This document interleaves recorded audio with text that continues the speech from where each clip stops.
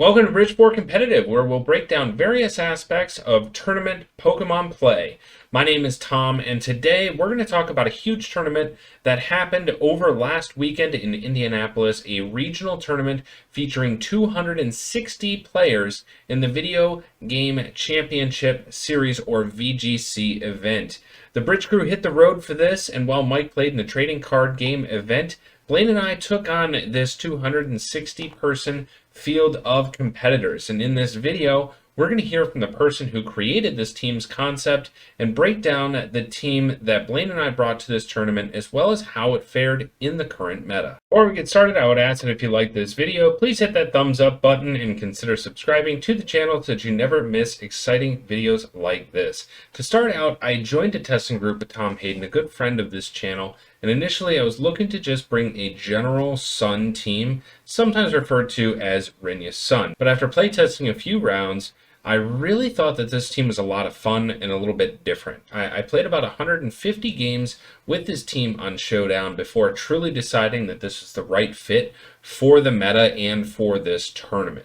So to talk a little bit more about this team, I invited Tom to come on and talk about the concept of the team, and I'll turn it over to Tom. Hi, my name is Tom Hayden, and I'm honored to be speaking with you guys today. You can catch me on Twitter at Nostratomus27 or on Twitch at TomHayden27. The team I built is centered around Calyrex Ice Rider. You want to enable the Calyrex Ice Rider to do as much damage as possible in the late game, hopefully saving your Dynamax for last, or if you need to Dynamax early, hopefully getting those early KOs. I like the Kyogre matchup next to it because Kyogre, setting the rain, enables Calyrex Ice Rider to take less from those potent fire moves. One thing that enables both these Pokemon to survive the necessary hits is Grimmsnarl. Grimmsnarl being able to set screens really help both these bulky Pokemon survive the necessary hits and surprise the opponents when their damage output was less than they expected. The Kyogre running the Assault Vest really helped me in Indianapolis. I ran Calyrex Ice Rider with weakness policy. Behind the screens, I was dishing out enough damage and surviving the necessary hits. Another Pokemon that really helped me in Indianapolis was Mimikyu. Being able to set Trick Room, have the disguise ability was huge. We put the safety goggles on it, and Team Mosk recommended that over the Mental Herb. I was not getting taunted that much in practice, and I only got taunted once in Indianapolis, and that was by an Incineroar, surprisingly enough. The safety goggles really helped me against the Venusaur and Amoonguss matches multiple times. Two Pokemon in the current format that he can't not use are Rillaboom and Incineroar. Rillaboom specifically helps with the Kyogre Mirror matches, and the Groudon match as well if you position it well. The Incineroar is so clutch to be able to survive most hits in this format if it's not from a Kyogre. Being able to Parting Shot and have access to the Intimidate ability, it really enables everything on this team well. If you cycle the Intimidates on the physical attackers, if you burn them with the Mimikyu, if you set the screens, your Kyogre and your Calyrex are set up for success. Rillaboom is there when you need it. It's a break in case of emergency Kyogre mirror match. If someone really leans heavily on Kyogre with your team, you can most of the time deal with it with the special defense boosts from the Calyrex Ice Riders Max Quake, as well as the screen support from Light Screen Grimmsnarl. This team is really a blast to use in Indianapolis. I was so honored Blaine and Team Mosk wanted to use a version of it, and I'm so happy they're doing a team report of it now. Thank you guys so much for listening to me, and it's an honor to be able to speak to you today. Shout out all Bridgeport viewers, and I'm one of them. I love this channel. So thank you guys so much. I'll talk to you next time.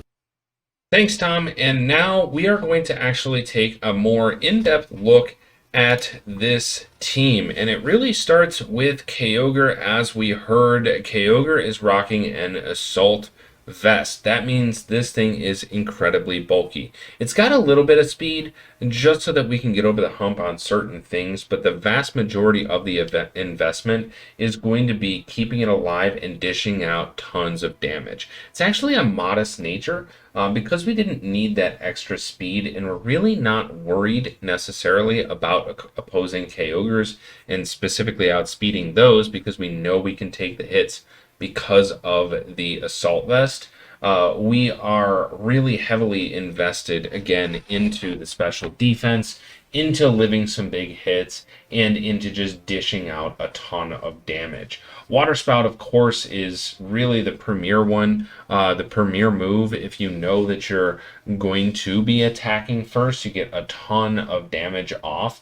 Origin Pulse is really, once you hit that 75% damage taken mark or so, where Origin Pulse is going to kind of take over and dish out a little bit more damage than Water Spout at that point, although Origin Pulse can miss. Ice Beam is really good to get over some of those pesky Pokemon that can threaten Kyogre down, such as Rillaboom, such as Amoonguss. It gives it a way to hit. And then Thunder. Now, because we have the rain set, the majority of the time we're going to be trying to win that weather war. That means that Thunder is going to be 100% accurate and has a base attack of 110. So Kyogre is just an extremely bulky Pokemon that can dish out a ton of damage. Of course, this is our first restricted Pokemon. We're going to get into the first supportive Pokemon. That is Grimmsnarl. Grimmsnarl is rocking Spirit Break, Thunder Wave, Reflect, and Light Screen. So Reflect and Light Screen, no surprise here. We are just trying to reduce the amount of damage that we are taking from the opposing Pokemon. As we talked about Kyogre with the Assault Vest behind a Light Screen, just makes it even more bulky. It's almost shocking to your opponent how little damage these Kyogres are taking behind these screens. And Thunder Wave is just a really good means of secondary speed control with the Prankster ability on Grimmsnarl, being able to paralyze your opponent, making them slower is really just a huge benefit in a lot of ways. And then Spirit Break is the one damaging move that we chose for this Grimmsnarl, specifically because it's once again dropping that special attack stat of the opponent. The Fairy typing is pretty good as well. It can hit a lot of things and just has pretty good versatility and coverage. Next up is our second restricted Pokemon. That is Calyrex Ice Rider. This Pokemon is of course known for being very slow and hitting very hard. It gets the special move Glacial Lance that does damage to both of your opposing Pokemon, and it is just incredibly powerful. High Horsepower is a really good move for versatility, being able to dish out ground attacks, as well as the secondary effect with the max move, Max Quake, increasing the special defense. The third move on here is Trick Room. Because of Calyrex's speed, we want multiple ways where we can shift that speed tier upside down, and Trick Room on this Calyrex is exactly that. If we get in Trick Room pretty cleanly with this Calyrex Ice, there's a lot of damage coming our opponent's way, and they're not going to really be able to stop it. The one cool thing about this Calyrex is with opposing Zacians that typically can dunk a Calyrex Ice, if we intimidate that, which we'll see coming up, if we are able to intimidate a Zacian, an opposing Zacian, and we are able to actually take one Behemoth Blade, activating Weakness Policy and really just making this Calyrex go pretty berserk. So that's a pretty cool special tech on this, is that we can take one intimidated or neutral Behemoth Blade from Zacian. Next up is a G-Max Rillaboom. This is kind of one of those Pokemon that just seemed incredibly necessary for this particular meta. There's a lot of weather in this meta. There's a lot of rain. You can hit opposing Kyogres. Now, we didn't opt for Wood Hammer on this particular one, but going forward, I would swap out potentially U-Turn or something like that for Wood Hammer. That would be able to absolutely dunk an opposing Kyogre. But this Rillaboom is really just set to come in. Fake out pressure is there. We have priority with Grassy Glide. We can high horsepower, which is really good versatility, as we talked about. And, you know, Rillaboom can max. This is a Pokemon that can thrive in the right conditions for a Dynamax or Gigantamax situation. So something that really came into play every so often. Next up is another support mon.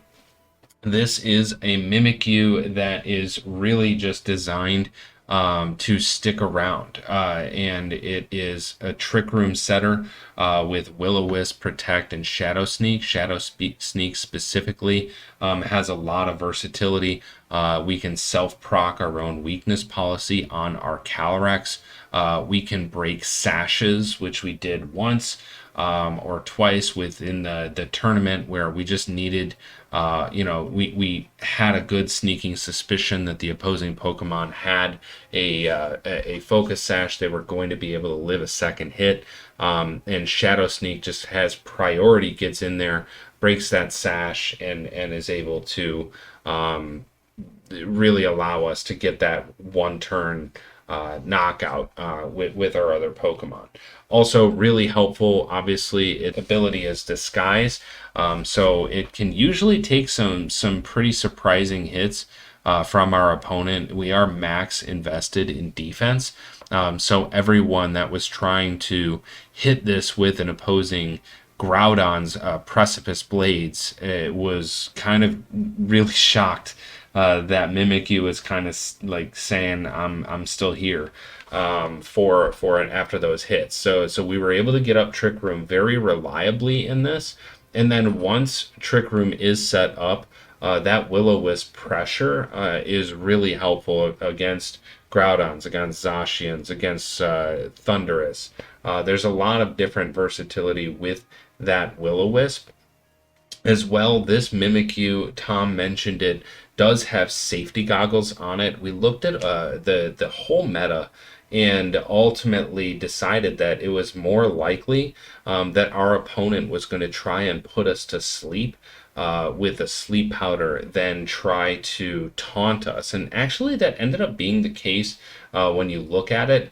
There was a pretty rough situation where Blaine did get taunted, but first he was in that set, they tried to put him to sleep. That didn't work, and so the opponent knew that he had the safety goggles, but if he didn't have the safety goggles, he would again put to sleep the first time. So it was either really safety goggles or mental herb to shake off like a taunt. So the safety goggles tech really did work out on this Mimikyu. It's not a common item necessarily that's run, but really just kind of worked out in this particular meta.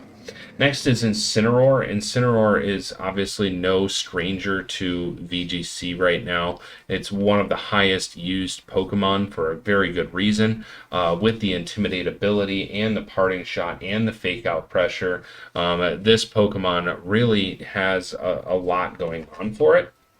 And this particular Incineroar, we do have a blended attacker, which really is the Snarl, to help in various different ways, dropping the special attack stat of our opponents. It hits both opponents.